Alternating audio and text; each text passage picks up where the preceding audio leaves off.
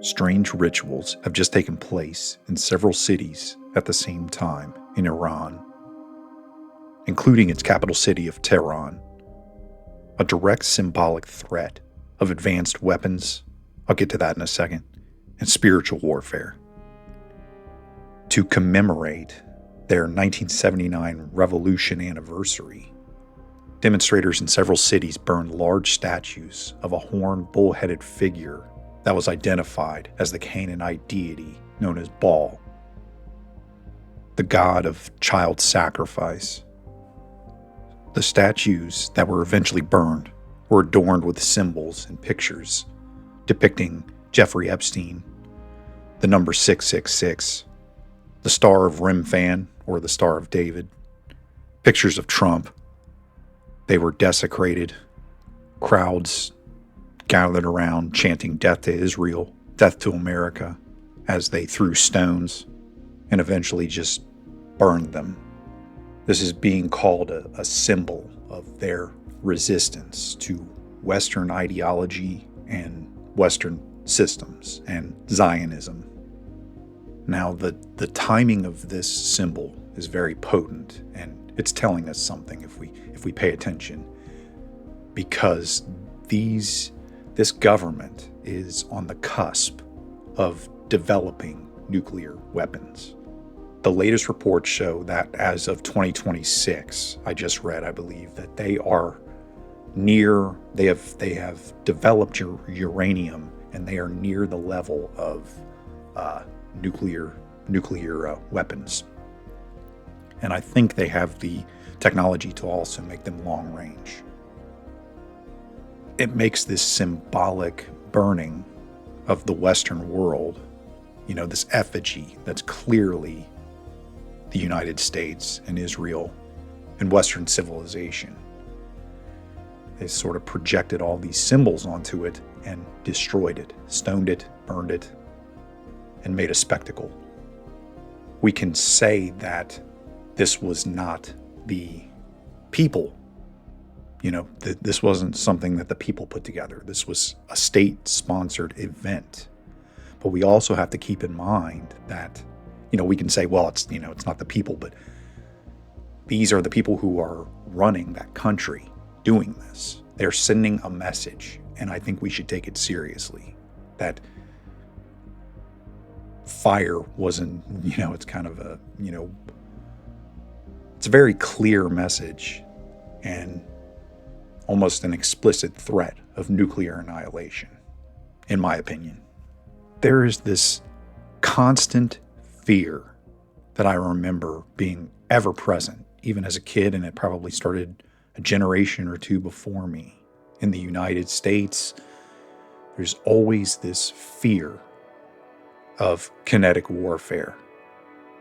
It's this ultimate sort of leverage that governments use, and scare tactic used for control. Though there hasn't been that much kinetic warfare, it's kind of ramped down after World War II is in terms of scale, that we have moved into 5G, fifth generational warfare, which is a war of information. The fear of kinetic war can be part of that. Most of us in the West, I would hope most of us in the West, want to keep our way of life alive. But there is, this element of truth in the act of burning this thing. They had Epstein and all these devil symbols projected onto it, and it's like, how do we reconcile this? I mean, it's not like our country is run by a bunch of, satanic, pedophilic cannibals, right? What's going on with the Epstein files? It's been one game after another about redacting this, and it's become a, partisan issue. Democrats are blaming Republicans and vice versa. It's just this game, this word game. And it started out as protecting the victims.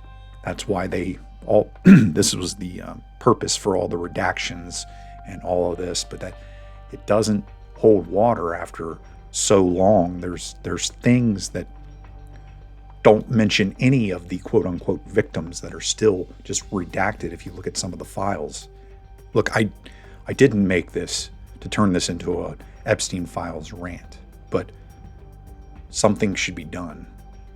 Like a lot of people are saying that it should just be 100% the people who are involved, who are with us, who were victims. They may just have to end up being collateral damage. And that may be what's necessary. But they're trying to preserve reputations and keep things on an even keel. We love our way of life, but we can no longer ignore the evils that are happening, and that are sort of peeking through the cracks. That I've got news for you. If you think Epstein was an issue, there are probably a few dozen Epstein-like figures still operating. This is the thing about power. Okay, people don't want to accept this, but once you make enough money and you become wealthy and powerful, and you're at least given to the illusion that you're untouchable, the most vile and disgusting things can come out of your own soul.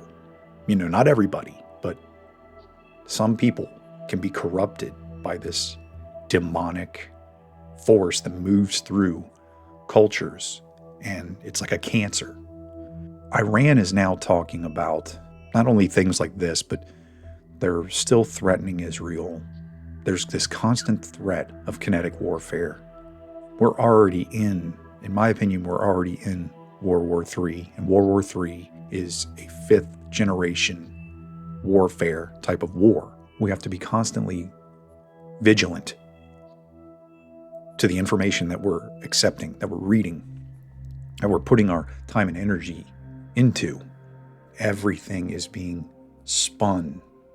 When a little kernel of truth comes out that the state or these governments, these powerful people don't want out, their immediate plan is to just discredit that and disinform and flood the system with things that are not true.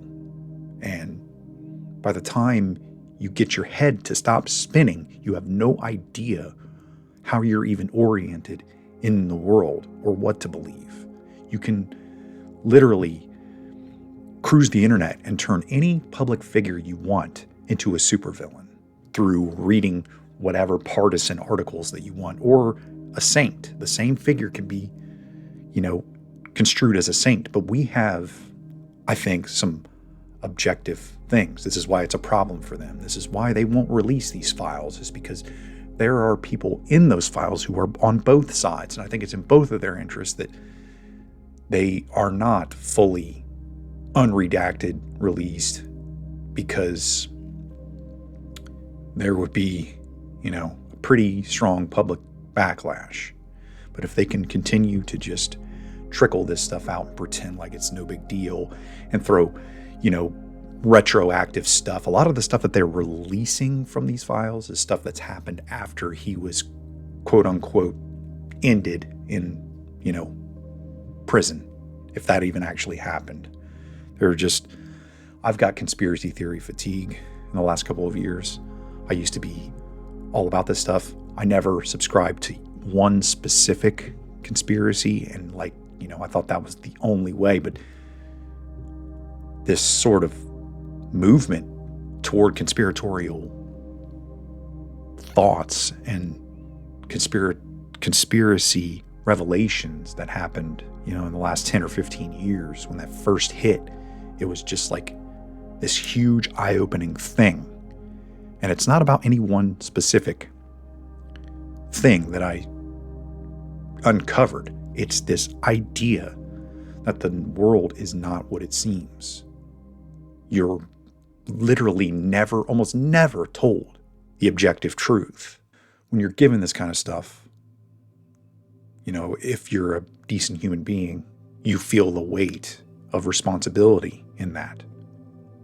You learn horrifying truths or things that are possibly true. And there is this weight of responsibility about seeking exposure, justice, in pursuit of the truth, in interest of just knowing. Even though this statue might be just sort of this symbolic spectacle that the Iranian government put on, we should listen. It may just be a ploy to kind of maintain that fear of kinetic warfare. The governments of the world know that, all eyes are on them. Whatever measure of control we want to imagine that these other governments have against them using nuclear weapons. But I got to tell you, there may be a plan at some point to set off some of these nukes and to obliterate some of these countries that aren't falling in line. And there are several of them. I'm not going to get into it. I'm not going to get into the specifics and start going through articles and throwing a bunch of details at you because, like I said, it is just fatiguing, but it's the idea that the world is not what it's supposed to be. But there is this outline of truth that can be found in these symbolic gestures, in these things that are going on. There's truth in the symbols.